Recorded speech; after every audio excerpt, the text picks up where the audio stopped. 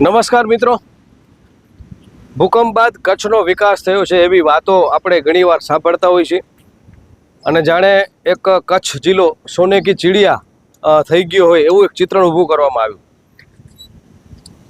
ખાસ કરીને tax benefit બાદ અનેક ઉદ્યોગો આવ્યા, વર્લ્ડ બેંકનો રૂપિયો આવ્યો, એટલે બધા આપણે એમ સમજી ગયા કે ના હવે તો કચ્છનો વિકાસ એટલે પૂરું થઈ ગયું, બધાને રોજગારી મળશે.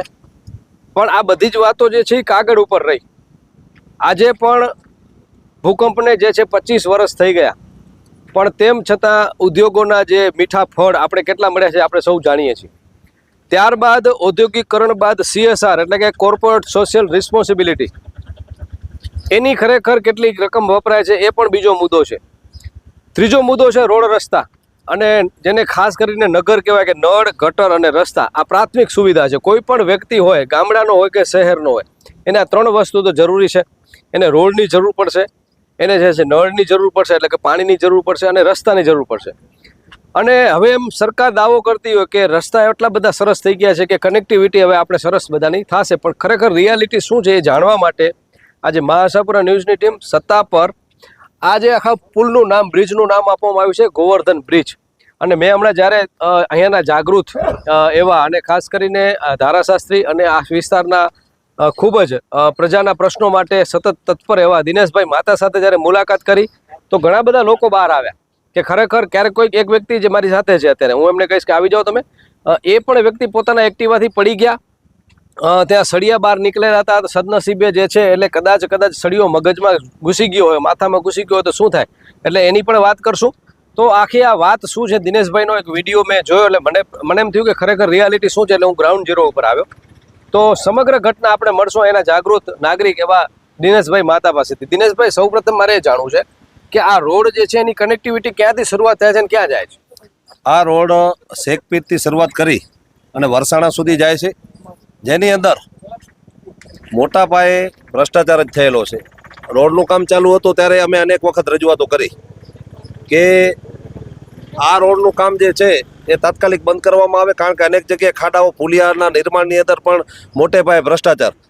GR ઇન્ફ્રાના યાદવ સાહેબને મેં અહીંયા આ પુલિયા ઉપર બોલાવીને વાત કરી હતી કે આ રોડનો જે છે એ ભાગ અમારો આ 4 મીટર આ બાજુ છે અને પુલિયો 4 મીટર આ બાજુ છે. અમારા ગામને આમ ક્રોસ થઈને જવો પડશે, એટલે આ પુલિયાને તમે લેવલમાં અને સીધો રાખો. અને જે પાણીના નાલા કાઢવાની વાત હતી, પુલિયાના જે બીમ બનાવેલા છે એની વચ્ચેથી કાઢવાની વાત હતી, ત્યારે મને એને કીધું તો કે અમે કાઢશું, પણ એ લોકોએ બાજુમાં રસ્તા ઉપર પાણીના નાલા લઈ લીધા છે. અને અત્યારે તમે જોઈ શકો છો પાણીના નાલા કે એ અનેક જગ્યાએ તૂટી ગયા, કારણ કે અંદર નથી બરાબર લોખંડ નાખ્યો, નથી પાણીનું બરાબર ક્યુરિંગ કર્યું અને નથી કામની ક્વોલિટી. એટલે આ જે જગ્યાએ આ પણ તમે જોઈ શકો છો કે આ 8 મહિનાથી આખો એનો જે પાણીના નાલાનો ભાગ એક ઊંચો થઈ ગયો છે. એની અંદર એક રાત્રે 11 વાગે આજથી 3 મહિના પહેલા અર્ટિકા વાળો ઉપર ચડી ગયો તો એનો જીવ બચી ગયો, પરંતુ આવા ચારે બાજુ ખાડા પડ્યા છે. અઠવાડિયાના 1 લાખ માણસો અને 24 ગામડા, 4 સોસાયટીઓ એ અહીંયાથી અઠવાડિયાની અંદરથી પસાર થાય છે. ત્યારે કોકના જીવનું જોખમ છે, ગમે એ માણસનું આમાં મોત થઈ શકે છે.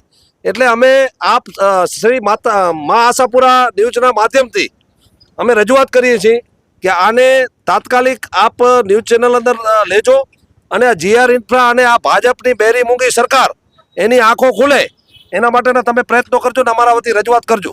જી, ખાસ કરીને ક્યાં ક્યાં ગામડા અહીંયા લાગુ પડે છે મને એ જણાવજો. 24 ગામડા તમે કીધા, મુખ્યત્વે ક્યાં ક્યાં ગામડા છે? પહેલા તો અહીંયા સ્વામિનારાયણ નગર, ગોકુલધામ, ગોવર્ધન યાત્રાધામ મોટો છે, અત્યારે બહુ વિશ્વ ક્ષેત્રે એમનું નામ છે. અહીંયા પણ બહુ પ્રવાસીઓ આવતા જતા હોય છે. પછી સત્તાપર, મીઠા પસવારિયા, ખારા પસવારિયા, આજાપર, લાખાપર, ટપ્પર અને ગોપાલનગર, ભીમાસર, આંબાપર, રાયપર, કન્યાબે અને મોખાણા પટ્ટીના તમામ ગામો, પછી દૂધઈ, કોટડા, ચાંદરાણી, હીરાપર, ખીરસરા, અમરાપર, ધમણકા, બુઢારમોરા સુધીના તમામ ગામો, આવા 24 ગામો છે.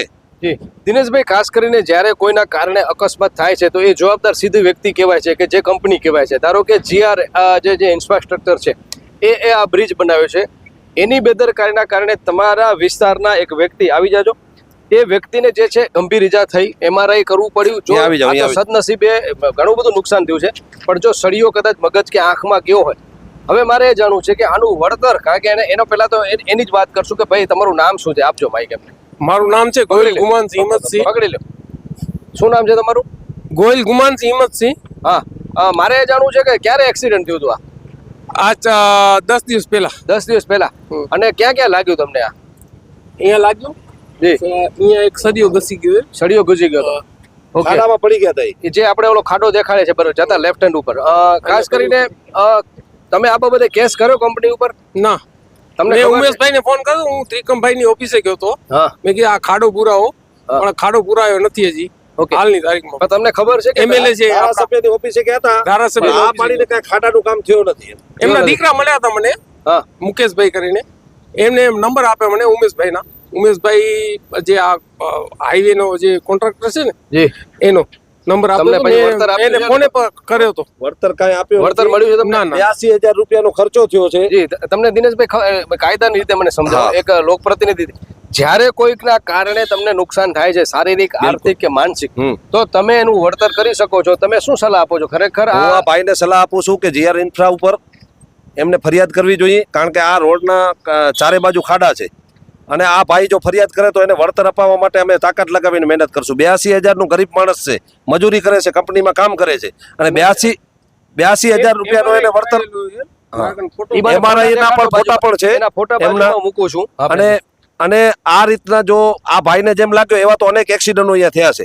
દિવસ રાતના અનેક જણા આમાં પડે છે, પરંતુ ભવિષ્યની અંદર જીવનું પણ અહીંયા લાખો માણસોનું જોખમ છે. બરાબર, એટલે અમારી એવી રજૂઆત છે કે તાત્કાલિકથી જે આ નાળા જે છે એનું કામ જે છે જે બીમ છે એની અંદરના ભાગમાં, એની વચ્ચેના ભાગમાં નાલા લેવામાં આવે, કામ મજબૂત કરવામાં આવે. મોટા પાયે 500 કરોડનો ભ્રષ્ટાચાર છે આ રોડમાં. અને જો યોગ્ય રીતે 10 દિવસમાં કામ કરવામાં નહીં આવે તો આ વિસ્તારના 24 ગામોના માણસો અહીંયા ચક્કાજામ કરશે અને એની તમામ જવાબદારી તંત્રની રહેશે. ધારાસભ્યને અમે અનેક વખત રજૂઆત કરી છે, પરંતુ દાદ જ નથી આપતા, કારણ કે એને ખબર જ છે કે પબ્લિક આંખો મીચીને ભાજપને મત કરે છે તો અમને કામ કરવાની શું જરૂર. અહીંયાથી દેવજીભાઈ વરચંદ લગ્ન પ્રસંગે આવ્યા હતા ત્યારે મેં એમને આ ખાડા બતાવ્યા હતા. ભાજપના જે જિલ્લાના પ્રમુખ છે, મેં કીધું ચારે બાજુ ખાડા પડ્યા છે, ભ્રષ્ટાચાર લિમિટ બહારનો છે. કમસે કમ તમે ભલે ભ્રષ્ટાચાર તમારી પાર્ટી કરે, જીઆર ઇન્ફ્રા ભલે ભ્રષ્ટાચાર કરે, પરંતુ કમસે કમ અહીંયા માણસોના, લાખો માણસોના જીવ જોખમમાં છે તો આ કામ તો કરાવી આપો. મને કે દિનેશભાઈ થઈ જશે, તમે વિરોધ પક્ષમાં છો એટલે તમારે વિરોધ જ કરવો છે. હવે આ વિરોધ પક્ષમાં છે એટલે અમારે વિરોધ કરવો છે. આ વસ્તુ કેટલી યોગ્ય છે? અમારા પરિવારજનો અને અમારા વિસ્તારના લાખો માણસો અઠવાડિયામાં અહીંયાથી નીકળે છે અને આ લોકો દાદાગીરી કરી અને કોઈ કામ કરતા નથી. ચારે બાજુ ખાડા પડ્યા છે. તો મા આશાપુરા ન્યૂઝ ચેનલના માધ્યમથી હું આપ સર્વે નમ્ર યુવાન મિત્રોને, અત્યારે તમે જો એક હાકલ ભેગા 100 જણા આવીને ઊભા છે.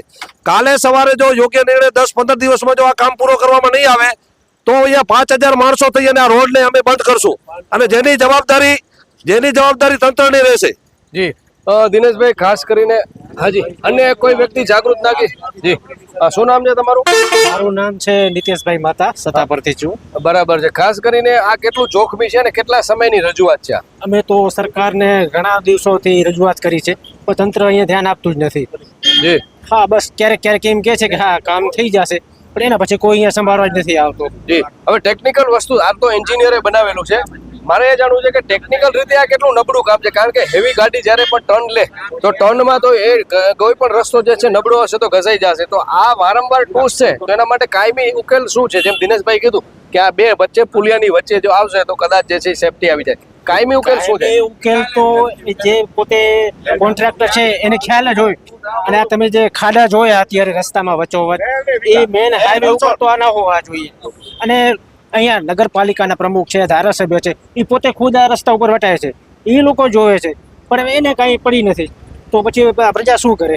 જી, તો મિત્રો લોકપ્રતિનિધિ અને જ્યારે આ વિસ્તારમાં એ મંત્રીનો વિસ્તાર છે, આપણા જે છે તમને કહી દઉં કે ચાંગા સાહેબ, ત્રિકમભાઈ ચાંગા એટલે માસ્તર, એમનો વિસ્તાર છે, તે અંજારના ધારાસભ્ય છે અને આ વિસ્તારના મંત્રી છે. તો ખરેખર આ સમસ્યા બહુ નાની છે એમના માટે. તો જો બધા જ સાથે મળી અને આ બાબતે યોગ્ય નિરાકરણ થાય તો બહુ મોટી વસ્તુ નથી. અન્યથા આ જે છે એક ભવિષ્યમાં એ લોકો કીધું કે અમારે રસ્તા પણ રોકવા પડે. તો આવું બધું ન થાય એના માટે તાત્કાલિક જે છે નિર્ણય લેવા જોઈએ. જી બાપુ, આમના દીકરાનું પણ અહીંયા એક્સિડન્ટ થઈ ગયો હતો ને, એક્સપાયર થઈ ગયેલો છે. અહીંયા કરે જરા તમે વાત હાજી હા શું નામ તો બોલતા નથી આવડતું. હા વાંધો વાંધો નહીં, જેવું બોલતા આવડે. જો આ છોકરાનું એક્સિડન્ટ થયેલું હતું ત્યારે રાત્રે 10:30 11 વાગ્યા હતા. એમને તો કોઈ એને ખણવારો નતો. હું લોડિંગ છકડો લાવું, છકડામાં તેડીને દવાખાને તેડી ગયો, સિવિલ હોસ્પિટલ ગાંધીધામ. હું આપા મને કહ્યું કે કેસ પૂરું થઈ ગયો. હવે છકડાવાળા અમે શું કરીએ બોલો? જી આખોની રાત ને અહીંયાથી આવો તો ઈ એક્સિડન્ટ માટે એક્સિડન્ટ થઈ ગયો છે, આપણા દીકરાનું અને એ એક્સપાયર થઈ ગયા છે. તો જી. આ રીતના આ ભાઈને જે ધીરજભાઈ આ તો તકલીફ ગંભીર પડી પ્રશ્ન છે અહીંયા જે છે, છે બહુ ગંભીર પ્રશ્ન છે. અમે બહુ થાકી ગયા છીએ. અને આ સરકારથી અમે ગળે આવી ગયા છીએ. આ લોકોથી ફૂલ બધા ત્રાસી ગયા છે પબ્લિક. હવે મારે એ જાણવું છે કે તમે જાગૃત વિસ્તારમાં આ બાબતે હવે અમને ન્યાય મળે એના માટે તમે ખાસ કરીને એક તો તમે વકીલ છો, તમને કાયદાની ખબર છે, અને કંપની જે છે આના માટે જો જવાબદાર સાબિત થાય છે તો પૂરેપૂરું વળતર એને આપવું જ પડે. તો એના વિશે તમારે શું લડત હશે?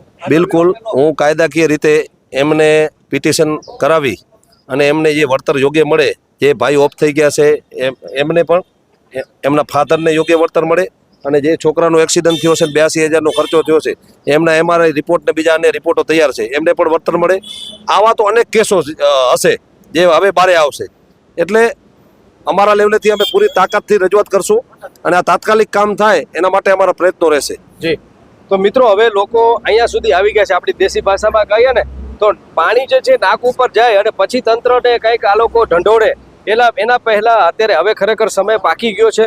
આ વિસ્તારના ધારાસભ્ય શ્રી જે પોતે મંત્રી છે ગુજરાત રાજ્યના, અને આ વિસ્તારના જે છે એ આહિર સમાજના જે છે કહી શકાય ને, કારણ કે બહુ મોટું એક એવી જગ્યા છે કે જ્યાં આપણે આદરણીય આપણા જે છે પરમ પૂજ્ય સતીનાનંદની જે એમનું એક ગોવર્ધન પર્વત છે, એટલે લોકો જે વાત કરી દિનેશભાઈ, અનેક શ્રદ્ધાળુઓ અહીંયા દર્શન કરવા માટે આવે છે. અને ન કરે નારાયણ જો કદાચ કાંઈ મોટી હાનિ થઈ જાય એ પહેલા તંત્ર જાગે જરૂરી છે.